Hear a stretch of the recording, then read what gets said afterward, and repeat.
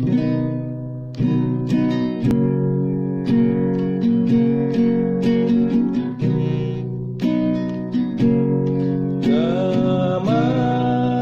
sekarang bergagalan,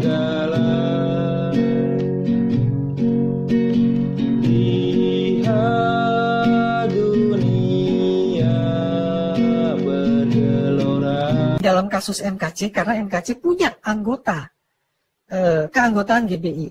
Bahkan kemudian di dalam videonya dari channel Metanoia ya, asuhan pendeta Risuli Lubis ya, itu ada video yang berjudul dua pendeta yang memberatkan Muhammad KC membawa nama Pak Pendeta Niko ya, Nyoto Raharjo di persidangan, ya kan? Nah, di judul ini ya, nah itu kita bisa melihat apakah GBI itu cuci tangan. Ya, di video ini kita melihat MKC juga ternyata bukan sekedar punya kartu anggota GBI, tapi dia punya juga kartu doa pengerja GBI. Ya, salam. Ya, tadi ya, ada dua pendeta tadi yang menjadi saksi. Robi Tenggala sama Royke, ya.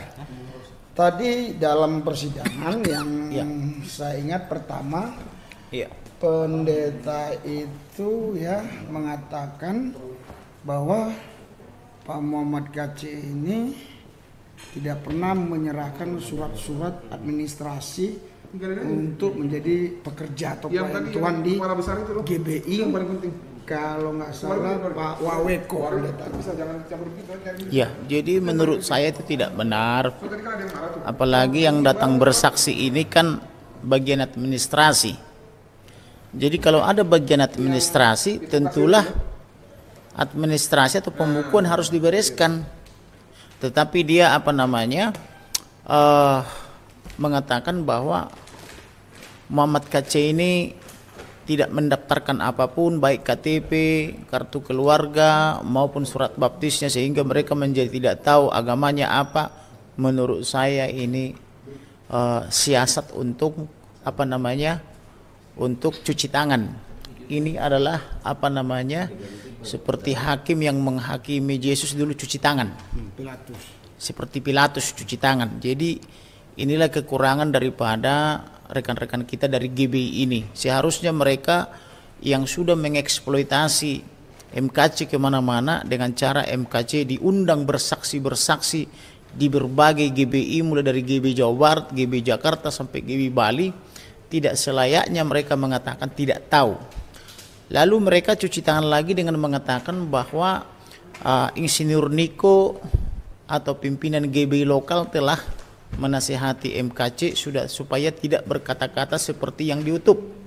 Nah, ini berbanding terbalik dengan cara mereka mengundang MKC ke semua GBI yang disebutkan tadi. Ada di Cempaka Putih, ada di Cinere, ada di Mall, ada di Cikarang, ada di Tambun, dan di mana-mana.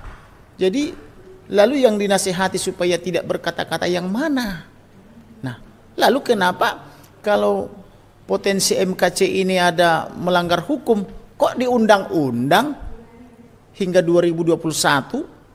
Faktanya 2021 di bulan Januari MKC ini masih diundang bersaksi-bersaksi di GBI Bukit Sion Bali. 2020 juga masih di GBI lainnya. Apalagi 2019 mereka masih dua bersama, masih ada kartu dopengnya dua pengerja. Tetapi ketika datang polisi dan jaksa, mereka langsung ketakutan mengatakan, oh, MKC sudah kami pecat tahun 2018 di bulan November, memecatnya melalui telepon. Ini administrasi macam apa yang seperti ini, memecat orang pakai lewat telepon.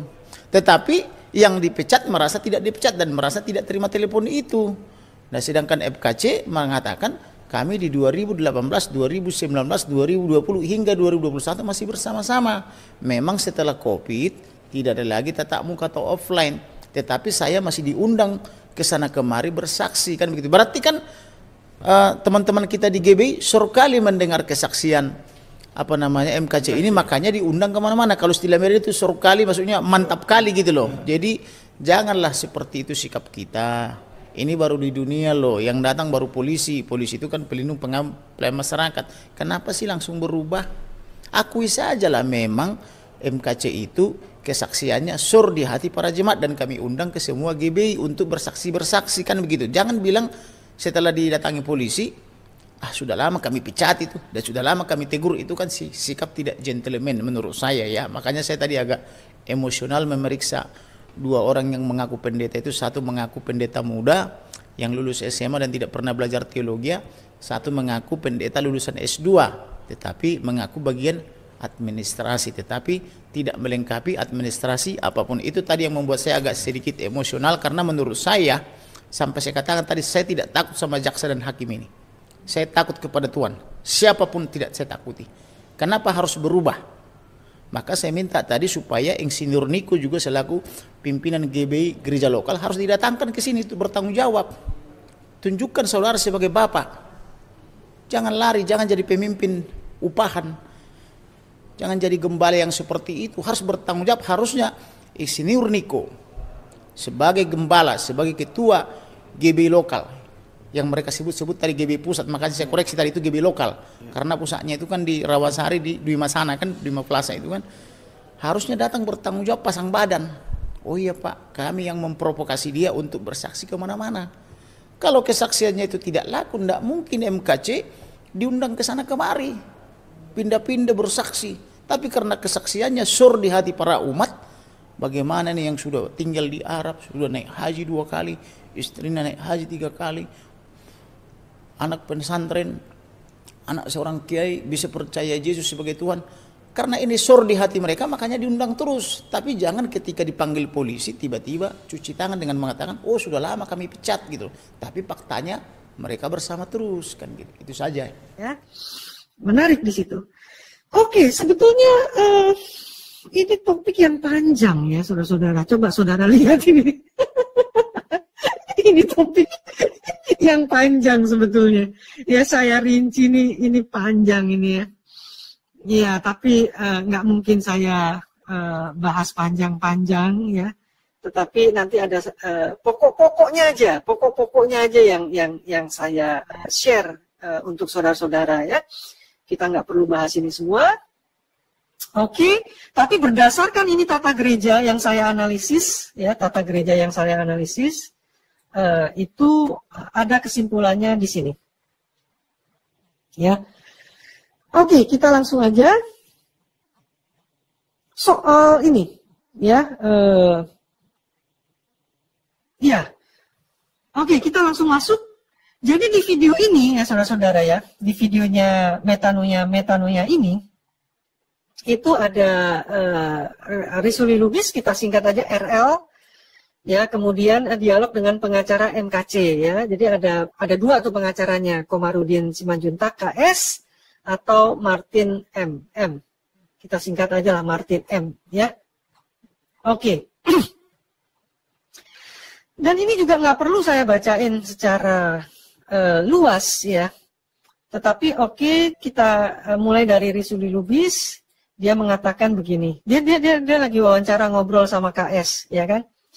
Itu saksi GBI mengatakan bahwa MKC tidak pernah menyerahkan surat-surat administrasi untuk menjadi pekerja atau pelayan Tuhan di GBI, ya, atau pejabat GBI itu, ya.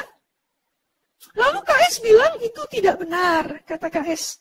Jadi KS bilang ya bahwa saksi GBI itu mengatakan bahwa MKC tidak mendaftarkan apapun seperti KTP, kartu keluarga maupun surat baptis, sehingga tidak tahu agamanya apa ya. Itu kata-kata dari KS ini ya, menurut dia itu adalah siasat cuci tangan. Ya, siasat cuci tangan ya. Tapi kalau menurut saya ya, dengan tidak adanya catatan ya di dalam administrasi mereka akan surat-surat ini, sehingga mereka pun bahkan tidak tahu agamanya MKC apa. Ya karena di dalam pemahaman GBI, ya kalau kamu sudah bertobat, kamu pindah ke agama Kristen, ya sudah, kamu punya KTP Kristen. Clear. Ya.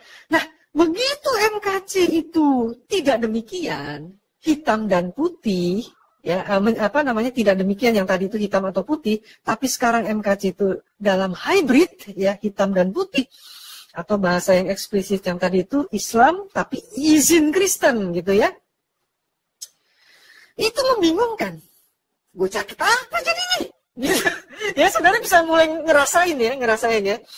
Ya, bagaimana administrasinya bingung, karena administrasi itu harus mengetik berdasarkan KTP.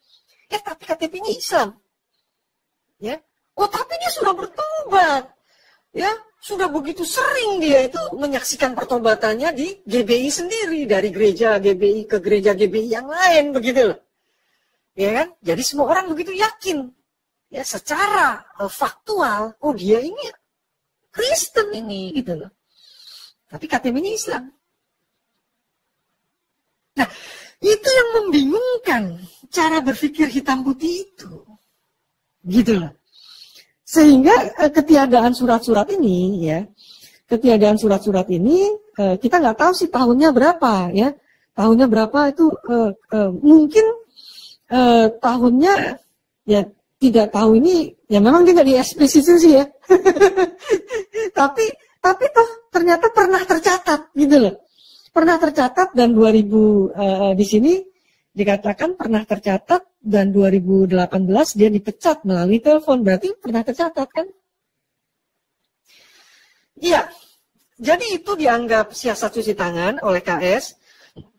Menurut dia sih, ya nggak mungkin lah saksi GBI itu yang adalah administrasinya GBI atau lebih tepat GBI lokal ya, jemaat lokal GBI di bawah pimpinan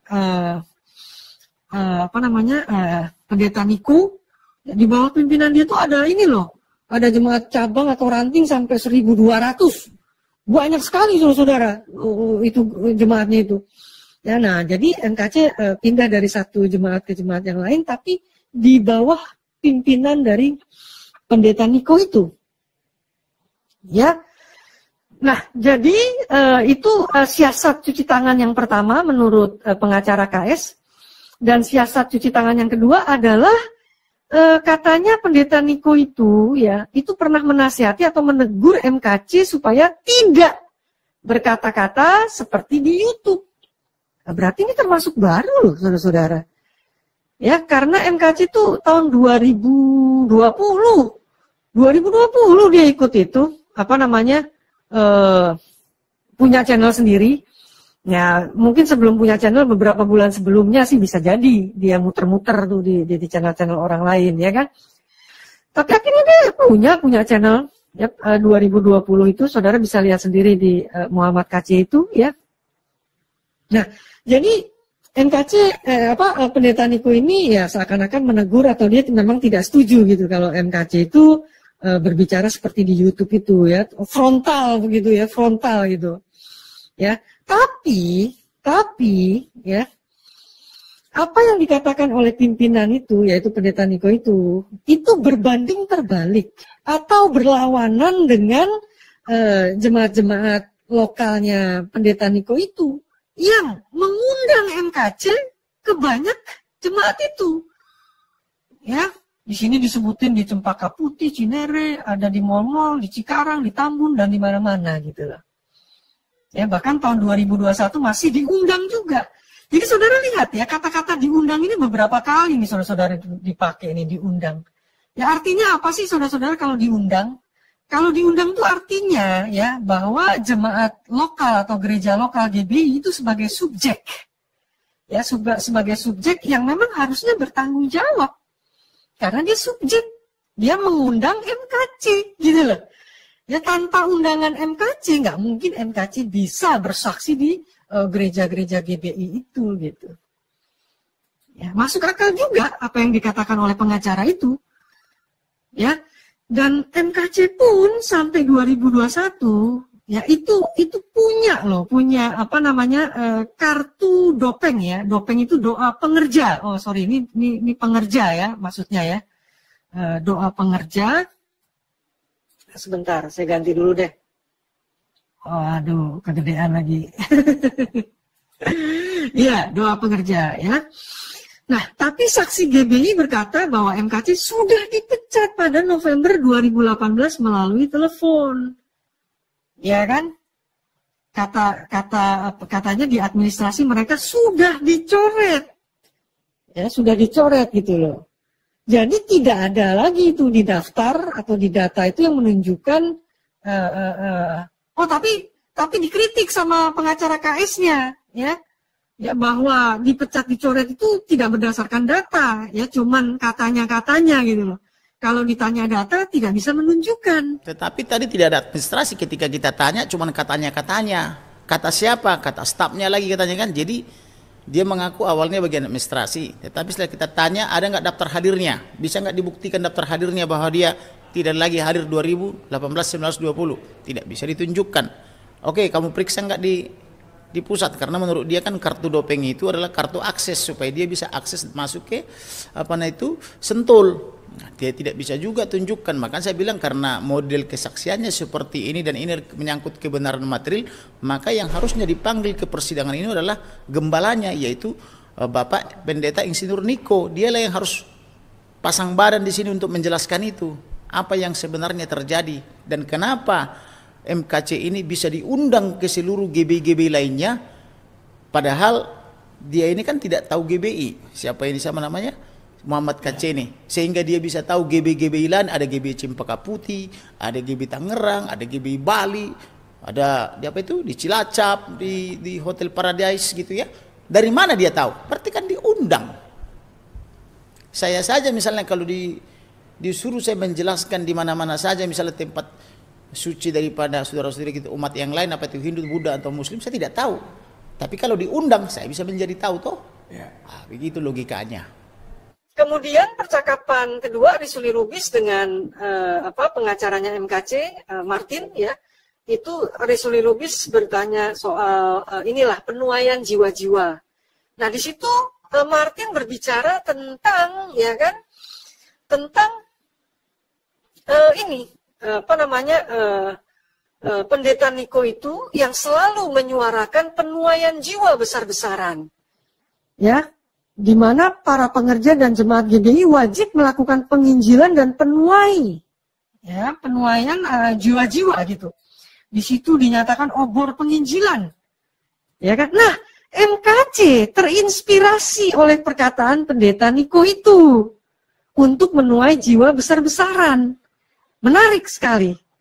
Ya, nah pertanyaannya dari pengacara Martin adalah mengapa lepas tangan? Mengapa mengatakan bahwa MKC sudah dipecat secara lisan, katanya. Kan GBI memberi panggung untuk MKC bersaksi.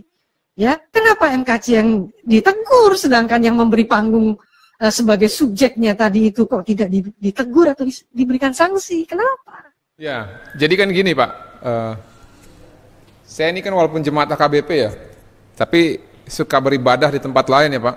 Seingat saya dari tahun 2010 itu orang yang bernama Pendeta Niko Nyotoro Harjo pada setiap kesempatan ibadah selalu ada sesi khusus menyanyi dan juga menyampaikan firman. Nah, semenjak saya ibadah sesekali ya dalam waktu kurun 10 tahun ya, terkadang saya ibadah di GBI itu selalu tidak pernah lupa beliau menyatakan bahwa saatnya penuaian jiwa besar-besaran. Maka pekerja dan jemaat GBI wajib melakukan penginjilan dan menuai jiwa-jiwa karena tuaian banyak tapi yang menuai sedikit. Nah, ini sejalan dengan saya lupa antara tahun 2013 atau 2014 itu ada momen penerimaan obor kalau nggak salah pada satu ya. Dan obornya ini adalah obor penginjilan dibawa keliling Indonesia. Nah, di situ diharapkan bahwa semangat penginjilan itu tetap dilakukan sehingga banyak yang mengenal Yesus Kristus adalah sebagai juru selamat. Nah, tadi saya tanyakan kepada saksi ya, Pak Robi dan siapa namanya tadi satu lagi Royke Rambing ya. Berdasarkan pengakuan dari terdakwa ya klien kita, beliau ini terinspirasi oleh perkataannya Bapak Niko.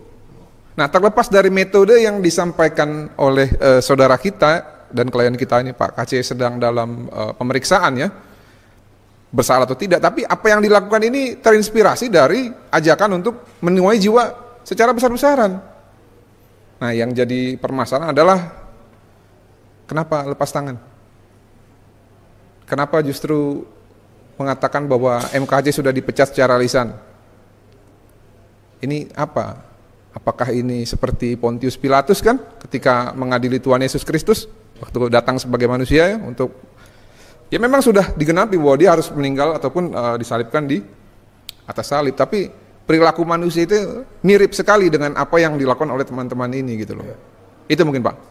Iya, yang saya tahu, yang saya dengar, banyak orang-orang yang dulu nggak percaya Tuhan, saya tidak perlu sebut agama-agama, tapi lewat kesaksian Pak Muhammad KC itu ada puluhan orang lah minimal yang terima Yesus bahkan dibaptis, dan di YouTube ada itu seorang wanita yang mengaku karena dengar Muhammad KC dia percaya Yesus, dia orang dari agama seberang gitu ya, agama Islam.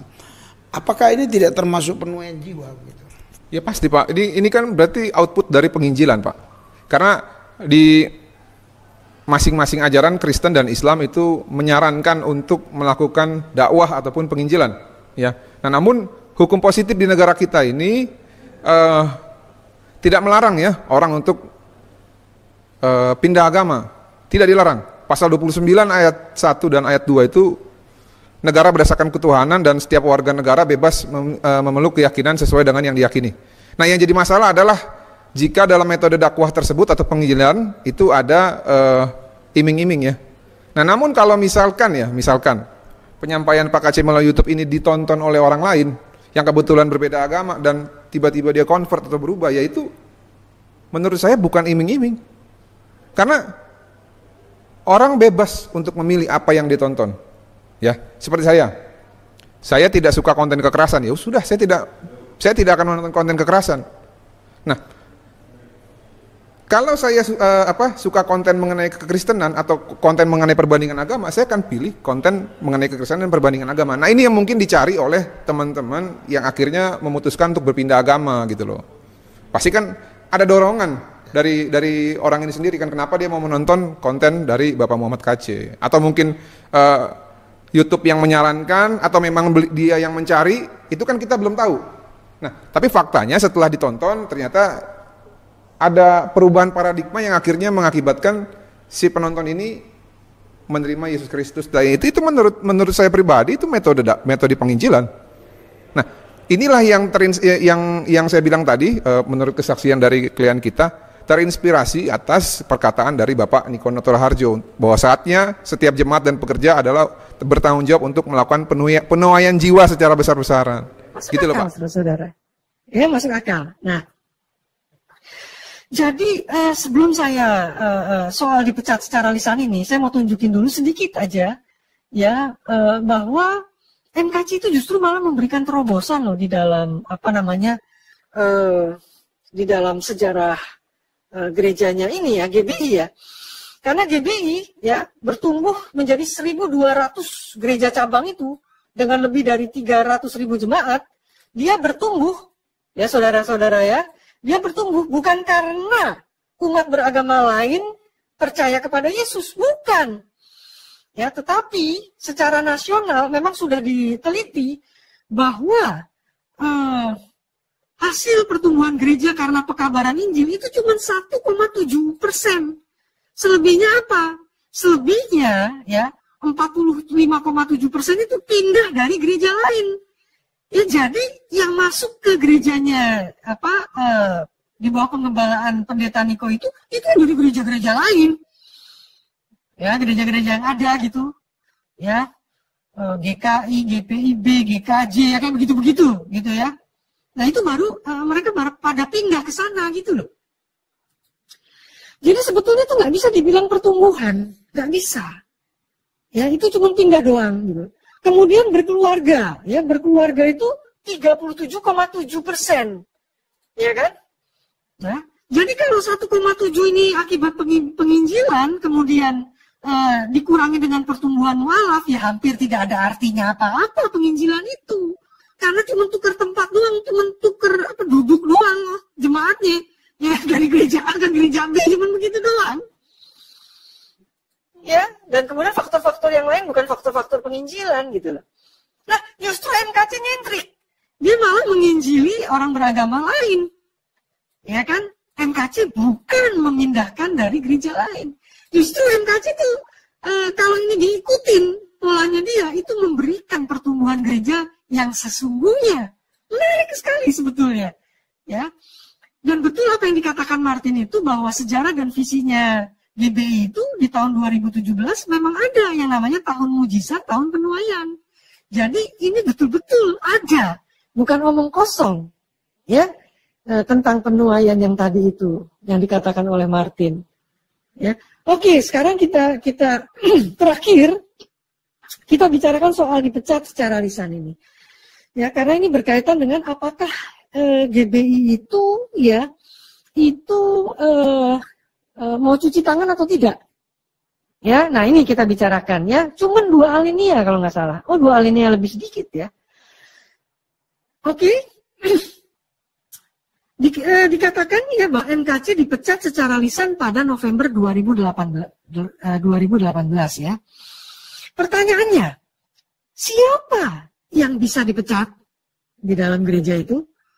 Anggota atau pejabat gereja? Nah, ternyata dalam tata gereja GBI ya, itu tidak ada istilah jemaat dipecat. Yang ada pejabat dipecat. Jadi pemecatan kepada pejabat. Ya. Nah, berarti posisi MKC itu adalah pejabat GBI. Ya, karena pernah ada proses memecat itu, ya. Tapi sebagai apa? Ya, pendeta muda, pendeta pembantu, atau khusus pada penginjilan kah, atau pengajaran kah, atau pada apa macam-macam bidangnya, ya, itu memang tidak dijelaskan secara eksplisit. Tapi yang pasti MKC itu punya kartu doa pengerja, ya, atau kartu dopeng itu. Nah, dalam tata gereja GBI itu tidak ada istilah kartu dopeng. Ya, oleh karena itu, ya, itu sangat mungkin bahwa kartu dopeng adalah produk khusus, ya, gereja lokal di bawah penggembalaan pendeta Niko. Ya, jadi itu bukan produk sinode GBI. Jadi kita harus membedakan antara produk jemaat atau gereja lokal itu, ya, dengan produk sinode GBI. Karena kalau kita hanya bilang GBI, ya itu nggak begitu jelas juga sih. Kita harus jelas itu. Ya, karena gereja lokal ini kayak seperti gerejanya apa yang digembalakan sama pendeta Niko itu kan sudah punya apa cabang yang kayak tadi itu kan 1.200. Banyak banget itu saudara-saudara. Udah kayak sinode sendiri ya. Tetapi tetap saja itu namanya bukan sinode gitu loh. Itu namanya gereja induk. Ya, atau jemaat induk, istilahnya begitu. Ya, yang lain-lainnya cabang, ranting cabang atau macam-macam di situ. Oke, kita tahu dulu bahwa MKC memang adalah pejabat GBI karena ada proses pecat-memecat itu ya. Kemudian, apakah GBI mengenal aturan dipecat secara lisan lewat telepon? Nah, ini ya, ini pertanyaan nih. Nah, sayangnya pengacara itu tidak sampai mengupas, menggali ke tata gereja GBI. Ya, padahal di sini ada jawabannya. Dalam tata gereja GBI, ya, pemecatan itu dilakukan secara tertulis, ya, disertai dengan pengumuman dan sanksi tidak diperkenankan melayani di lingkungan GBI.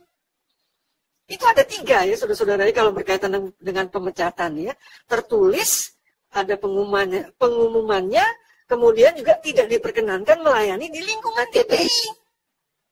Ya, nah berdasarkan tata gereja GBI. Ya berarti MKC belum dipecat. Ya secara sinodal. Nah buktinya apa? Ya buktinya sampai 2021 kemarin MKC masih diundang ke sana kemari. Ya untuk bersaksi di jemaat-jemaat lokal GBI. Masih saudara. Ya. Tetapi mengapa ada penjelasan dari saksi GBI bahwa MKC sudah dicoret atau dipecat pada November 2018? Kok ada sih kayak begitu informasinya? Nah, dari sini kembali kita mengetahui bahwa dipecat atau dicoret ini adalah keputusan gereja lokal di bawah pengembalaan pendeta Niko. Nah, ini kita harus mengerti, saudara-saudara. Jadi ini keputusan gereja lokal. Nah, keputusan gereja lokal di dalam konteks memecat pejabat itu, ya, itu tidak sah. Nah, itu kita harus tahu tuh, ya, itu tidak sah karena yang bisa memecat, yang bisa mengangkat dan memecat, ya, itu adalah sinode GBI. Bisa jadi yang mengusulkan MKC itu menjadi pejabat, entah pendeta muda kek atau pendeta pembantu kek begitu ya. Itu bisa saja ya gereja di bawah penggembalaan pendeta Niko itu. Ya, dan ternyata di dalam administrasi secara lokal itu sudah dipecat atau dicoret. Tetapi pemecatan atau pencoretan ini tidak sah secara sinodal gitu loh. Ya, karena di tata gerejanya GBI tidak ada tuh pemecatan pejabat. Ya, cuma angkat telepon doang. MKC lo gue pecat hari ini. Nggak bisa begitu, saudara-saudara. Ya, jadi kita mengerti konteksnya ya. Jadi, ya, kita tahu bahwa pecat atau dicoret itu, ya, yang di dalam persidangan itu atau dapat informasi dari pengacaranya MKC itu bukan keputusan sinodal GBI, ya, tetapi keputusan gereja lokal di bawah pengembalaan pendeta Niko. Kesimpulannya seperti sederhana, ya. Jadi dalam konteks gereja lokal GBI di bawah penggembalaan pendeta Niko, kayaknya memang ada loh, ada kesan, ya, ada kesan cuci tangan itu ada loh. Kenapa dia harus ngotot-ngototan, ya kan? Ngotot-ngototan bahwa MKC itu udah putus hubungan. Ya, dipecat kan berarti udah putus tuh, ya, putus permanen dong. Ya, namanya juga pemecatan, istilahnya itu memang putus yang permanen. Kenapa ngotot-ngototan? Padahal dia kan dua pendeta tuh, saksi yang dari GBI itu. Ya, kenapa kok dia ngotot-ngototan? Ya, dia berbicara memang di dalam konteks, ya, di dalam konteks gereja atau gereja lokal pimpinan dari pendeta Niko itu. Ada kesan cuci tangan. Ya, kok bisa dipecat tapi masih muter-muter si MKC-nya bersaksi sono sini? Tadi kan disampaikan bahwa Pak KC itu diberikan sanksi, ya, atau ditegur ya. Nah, cuman tadi yang disampaikan oleh rekan kita Bapak Kamarudin Simanjuntak, ternyata banyak di bawah sinode GBI Pak Niko yang justru mengundang beliau, maksud saya terdakwa Pak KC ini untuk melakukan kesaksian ya. Nah, yang jadi permasalahan, ya, memang kan kalau GBI itu kan di setiap cabang, setahu saya memang dia punya kewenangan sendiri ya, tapi tetap menginduk Pak. Kalau dia menyimpang dari norma-norma GBI dan kekristenan itu bisa ekskomunikasi atau diputus itu, kalau nggak salah ya Pak ya. Nah, yang jadi permasalahan, kalau mereka mengundang Bapak KC yang dianggap oleh dua orang saksi ini dapat menimbulkan kegaduhan ya, berpotensi, dapat berpotensi melanggar hukum. Kenapa gereja yang mengundang di bawah sinode mereka ini tidak diberikan teguran, tidak diberikan sanksi? Tadi saya tanya, mereka tidak tahu. Tidak tahu mereka. Nah, yang jadi permasalahan adalah mengapa gerejanya tidak dipermasalahkan, justru yang diundang yang dipermasalahkan. Karena gini Pak, kalau kata Bang Napi ya, kejahatan itu tidak akan pernah ada kalau tidak ada kesempatan. Ya, mungkin aja Pak KC mau memberikan kesaksian, tapi kalau tidak ada panggungnya, apakah bisa? Kan enggak kan? Berarti ada kontribusi juga dari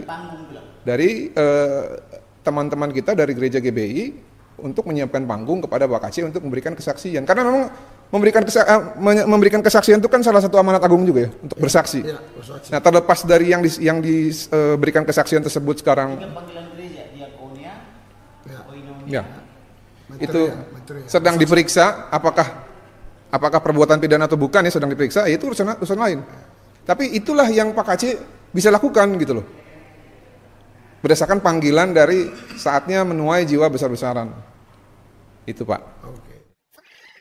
Tetapi di dalam konteks sinode GBI, ya, itu kita belum bisa menilai soal cuci tangan ini. Kita belum bisa menilai secepat itu, saudara-saudara. Ya, di dalam konteks sinode ini. Karena kalau kita tidak tidak membedakan, ya, tidak membedakan jemaat lokal dengan sinode ini, ya nanti kita bisa salah kaprah. Ya kita pikir bahwa percakapan itu, ya percakapan di video yang kita lihat itu, yang tadi sudah saya sebutkan yang dari metanoia itu, ya itu kita pikir di dalam konteks sinodal gitu. Ya padahal ini tidak, padahal ini dalam gereja lokal. Jadi ya mungkin pertanyaan-pertanyaan atau pernyataan dari pengacaranya MKC bisa tuh, ya mungkin valid juga atau sahih ya jika itu ditujukan kepada pendeta Niko itu. Ya, gimana nih? Gimana? Masa pengerja lo gitu kan istilahnya gitu ya. Ya pengerja lo kok bisa nggak lo pedulikan gitu loh. Ya, kok pengerja lo kok yang kalau kita lihat ya kalau MKC itu habis bersaksi di GBI itu terus kemudian dia turun, wah kan selalu begitu, ya turun langsung ditepokin, ya artinya jemaat-jemaat itu merasa mendapatkan berkat di situ gitu loh, ya. Tapi sekarang MKC ini lagi menderita, lagi susah, lu kok lu tinggal gitu loh, bahasa sederhananya gitu, kok lu tinggal sih, di mana kasih lo? Jangankan kita ngomong soal mengasihi musuh.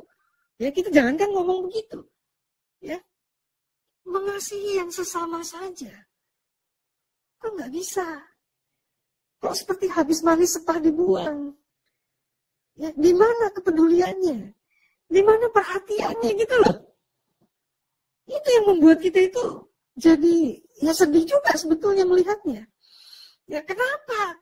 Ya kenapa kok gereja yang besar begitu, kami kan besar itu, wow, 1.200 ya kan, cabang-cabangnya itu. Kenapa nggak bisa menolong? Ya, seorang pengerja ya yang secara sinodal itu belum dipecat gitu ya. Kenapa nggak ditolong? Kenapa kok harus ingin dibuang begitu saja gitu loh. Saya rasa ini bukan suatu kesaksian yang baik loh menurut saya. Ya, ini ketika Muslim ditonton atau umat beragama lain menonton, nah, terus apa yang kamu beritakan di dalam penginjilan itu? Ya, kalau kamu beritakan kasih Allah di dalam Yesus yang sepenuh-penuhnya dinyatakan di dalam salib, lah kamu aja begitu kok. Gimana kamu memberitakan salib temanmu sendiri? Ya kan, kesayanganmu sendiri itu kamu buang. Gimana kamu bisa bicara tentang salib? Kan jadi omong kosong jadinya. Ya enggak, jadi omong kosong. Nah sekarang, ya kalau seandainya karena COVID ini itu gereja udah pada jadi kosong, ya kan? Termasuk gereja-gereja yang besar-besar ini, itu sebaiknya berpikir. Ya berpikir, apakah Anda itu betul-betul sih melayani Tuhan? Apa Anda itu betul-betul mengabarkan kabar baik gitu loh? Melakukan penginjilan itu betul-betul, apa betul begitu gitu loh? Nah itu yang coba dipikirkan gitu. Karena apa menariknya? Ya, apa menariknya? Ibaratnya anak sendiri terluka, tapi lo buang. Atau pacar atau kekasih sendiri ya kan, ketika sedang menderita, lo cuekin. Lo nggak peduli. Apa menariknya Kristen itu kalau begitu gitu loh? Nah itu kita sedih sekali, ya kita sedih sekali. Jadi ajakan dari pengacaranya MKC saya rasa sih ada kenanya juga, sahih juga menurut saya ya. Dan itu coba dipertimbangkan oleh tim pengerja dari gereja pimpinan pendeta Niko ya. Silahkan coba dipergumulkan. Tapi ya sinode juga mungkin juga jangan diam aja kali ya. Ya jangan diam aja. Ya kalau ada sesuatu yang kurang dari jemaat-jemaatnya, mungkin sinode juga perlu turun tangan. Entah kepedulian apanya kan sinodenya gede. GBI kan gede. Saya baru buat satu video kecil aja, saya udah disomasi kok. Iya kan? Saya ini yang buat video kecil, ya kan, yang ditonton cuma beberapa ribu orang gitu, itu sudah disomasi gitu. Artinya memang ada, ya, ada tim pengacara dari GBI itu. Ya kalau seandainya jemaat Anda, bahkan pengerja Anda ini sedang menderita, sedang sengsara, bahkan antara hidup dan mati, ya kan, sakit, digebukin dan lain sebagainya, di mana? Ya kan, kepedulian Anda tuh di mana? Tim-tim pengacaranya GBI ini. Ya kan? Anda kan bisa turun. Anda bisa turun, bisa lakukan, kerahkan, ya kan? Kekuatan Anda. Jangan saya yang cuman channel kecil, ya kan, ngomongin apa sedikit udah disomasi. Ya. Nah, sekarang ini kesempatan seluruh dunia lagi melotot ngeliatin NKC. Ya kan? Sebagai anggota dan pengerja GBI. Loh kok GBI melakukan itu gitu. Ya, ayo dong. Ya, tim pengacara GBI. Ya kan, lakukan sesuatu ya secara sinodal. Iya, jadi Bapak Ibu Saudara-saudara sekalian, khususnya pendeta-pendeta yang ku kenal maupun yang tak ku kenal, mari kita memberitakan Injil dan jangan lari dari panggilan. Dan kalaupun ada kata-kata teman kita yang selip tapi membawa jiwa banyak, ya jangan kita bilang nggak kenal, jangan kita bilang udah dipecat, jangan cuci tangan seperti Pilatus. Mari kita hadapi. Yesus juga disalib kok. Ya Yesus aja disalib. Kita juga kalau memang harus disalib mau bilang apa? Dan jangan lebih takut kepada polisi daripada kepada Tuhan bilang. Jangan lebih takut. Polisi yang datang kok langsung berubah. Iya, jadi ya saya sangat menyayangkannya. Seharusnya pendeta yang senior Pak Niko harusnya bisa datang ya ke pengadilan ini untuk menjelaskan semua sehingga tidak terjadi kesalahpahaman. Ya begitu ya. Jadi saya berdoa buat semua pendeta-pendeta supaya jangan cuci tangan kayak Pilatus. Tuhan Yesus jamah Pilatus-Pilatus yang akan muncul supaya bertobat.